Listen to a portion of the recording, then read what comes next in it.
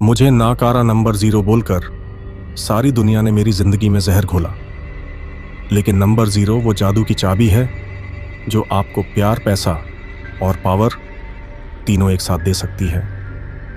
मेरा नाम विपिन है। मैं मरकर भी जिंदा हूं सिर्फ नंबर 0 की वजह से। मेरी कहानी सुनने के लिए वीडियो को पूरा देखें। मोबाइल फोन की घंटी बजते ही सुनैना भागते हुए फोन उठाती है और अपनी बेटी शुभांगी का फोन देखती ही उसकी आंखों में खुशी की चमक उठ जाती है। कैसी है मेरी बेटी और अभी तक जाग रही है? इतनी रात हो गई, अभी तक सोई क्यों नहीं? ऐसे ही नींद नहीं आ रही थी। माँ, मुझे तेरी बहुत याद आ रही है।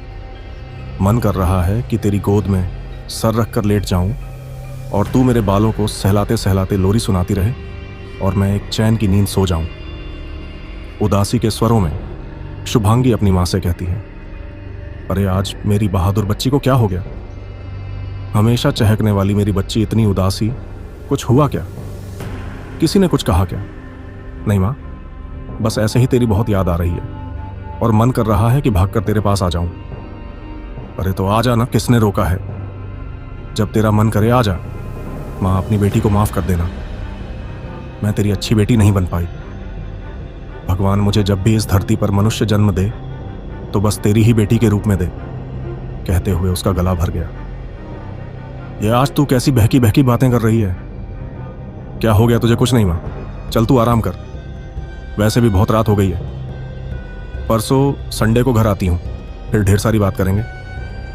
कहते हुए शुभांगी फोन रख देती है और अपने हाथों से अपने चेहरे को ढककर रोने लगती है। रोज सुबह शाम अपनी माँ को फोन करने वाली शुभांगी का अगले दिन जब फोन नहीं आया तो उसकी माँ थोड़ा परेशान हो गई। शाम को उसे घर के लिए निकलना था, लेकिन अभी तक उसने अपनी माँ को फोन करके कुछ भी नहीं बताया था। उन्होंने शुभांगी को फोन लगाया, लेकिन उसका phone bar bar not reachable बता रहा था।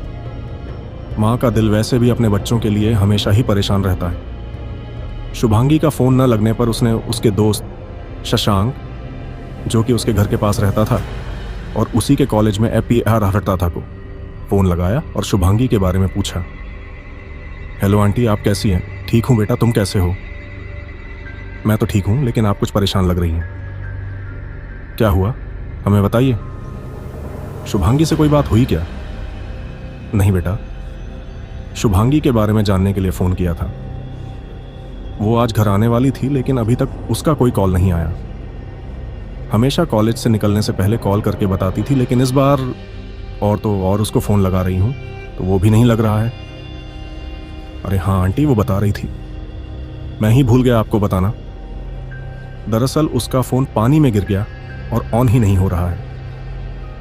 वो मुझसे बोली थी कि माँ को फ़ोन कर देना, मैं घर के लिए निकल रही हूँ, लेकिन मैं ही भूल गया। सॉरी आंटी, वो सुबह तक पहुँच जाएगी, आप परेशान मत होइए। कहते हुए शशांक ने फ़ोन रख दिया। शशांक के फ़ोन से सुनैना को थोड़ी तसल्ली तो हुई, लेकिन उसके मन में रह रहकर अजीब से ख्याल आ रहे थे। न जाने क्यों उनका मन किसी अनहोनी की आशंका से ग्रसित हो रहा था, लेकिन इंतजार करने के अलावा उनके पास कोई और चारा नहीं था। किसी तरफ बहुत मुश्किल से करवटें बदलते हुए सुनैना की वो रात कटी और सुबह सुबह से ही वो शुभांगी की पसंद का नाश्ता तैयार करने में लग गई। सुबह से दोपहर हो गई, लेकिन अभी तक न तो शुभांगी आई और न ही उसकी कोई खबर। जैसे जैसे समय बीत रहा था, वैसे वैसे सुनैना के माथे पर चिंता की लकीरें और गहरी होती जा रही थीं। अभी वो सोच में ही खोई थी कि अचानक उसके मोबाइल फ़ोन की घंटी बजती है और एक अनजान नंबर देख उसके दिल की धड़कनें बरसी जाती है। घबराते हुए वो फ़ोन उठाती है और धीरे से बोलती है, शुभांगी। मैं शुभांगी नहीं, बल्कि उसके कॉलेज की प्रिंसिपल बोल रही हूँ। ओह माफ़ कीजिएगा, मुझे लगा शुभांगी है। वो आज घर आ रही है, लेकिन उसकी कोई खबर नहीं मिली। उसका फ़ोन ख़राब हो गया था तो अनजान नंबर देख मुझे लगा कि उसी का कॉल है। वो कोई घर वर नहीं आ रही है। आप कल मुझसे कॉलेज में मिलिए आकर। वो आ नहीं रही, लेकिन उसने तो बोला था, और फिर शशांक ने भी तो यही बताया। मैम, सब ठीक तो है। मेरी शुभी कैसी है? कोई घबराने वाली बात तो नहीं? कहते कहते सुनैना का दिल जोरों से धड़कने लगा।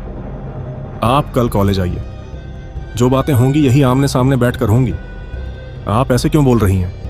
क्या हुआ? मेरी बेटी ठीक तो है ना?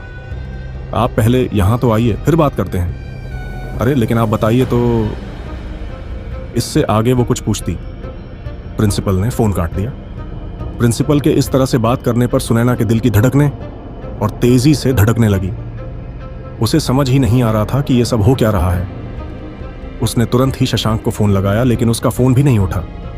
चिंतित और परेशान सुनैना तुरंत ही कॉलेज जाने का निश्चय किया। अगले दिन बिना समय गंवाए तुरंत ही कॉलेज पहुंच जाती हैं। प्रिंसिपल के रूम में जाते वक्त वो नोटिस करती है कि कॉलेज के सभी बच्चे उसकी तरफ अजीब नजरों से देख रहे हैं, जिससे उसके मन में और भी अधिक हलचल पैदा हो गई थी। शशांक, मैं तुम्हें कल से फोन कर रही थी, लेकिन तुम मेरा फोन ही नहीं उठा रहे थे। आखिर बात क्या है और शुभांगी कहाँ है? तुमने बोला था वो घर पहुंचने वाली होगी, लेकिन प्रिंसिपल का फोन आया कि वो नहीं आ रही। प्रिंसिपल रूम के बाहर खड़े शशांक को देख सुनैना उससे सवाल पर सवाल करने लगी, लेकिन उसने उनकी किसी बात का कोई जवाब नहीं दिया और गर्दन नीचे किए खड़ा रहा। उनका शोरगुल सुनकर प्रिंसिपल बाहर आई और उन्हें शांत कराकर अंदर ले गई। बैठिए आप, मैं यहाँ बैठने के लिए नहीं आई हूँ। मुझे मेरी बेटी से मिलना है। वो आखिर है कहाँ? मुझे अभी उससे मिलना है। वो यहाँ होगी तब ना आपसे मिलेगी। यहाँ होगी मतलब वो घर आने वाली थी, वहाँ भी नहीं आई, और आप कह रहे हैं यहाँ भी नहीं है। तो आखिर वो गई कहाँ? भाग गई अपने यार के साथ। सोनल ऐसे नहीं कहते, प्रिंसिपल ने सोनल को टोकते हुए कहा। मैडम, तो क्या मैं झूठ बोल रही हूं? आप भी जानती हैं वो किस टाइप की थी, उसके क्या गुल खिला रही थी, उसके बारे में कॉलेज के सारे बच्चे जानते हैं। आप मेरा मुंह बंद करा सकती हैं, लेकिन सबका तो नहीं ना। पास में खड़ी एक लड़की सोनल के मुंह से अपनी बेटी के बारे में सुनकर सुनैना आग बबूला हो गई और वो उसे बुरा भला कहने लगी। प्लीज आप अपने आप को संभालिए। कैसे संभालूं? ये लड़की मेरी बेटी के बारे में झूठ पर झूठ बोले जा रही है और आप मुझे चुप रहने को कह रही हैं। कैसी प्रिंसिपल है आप? ये जो भी कह रही है सच कह रही है।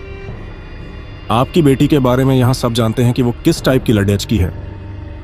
कॉलेज में नई नई आई थी तो कितनी भोली और मासूम सी दिखती थी, लेकिन हमें क्या पता था कि इतनी मासूम और भोली लड़की के पीछे इतना घिनौना चेहरा छुपा हुआ था। जबान संभाल कर बात कीजिए मेरी बेटी के बारे में।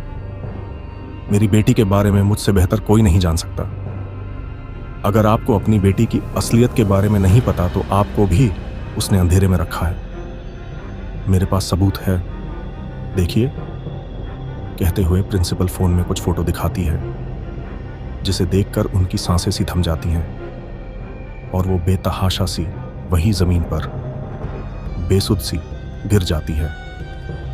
आगे पढ़ने के लिए हमारे चैनल को सब्सक्राइब करें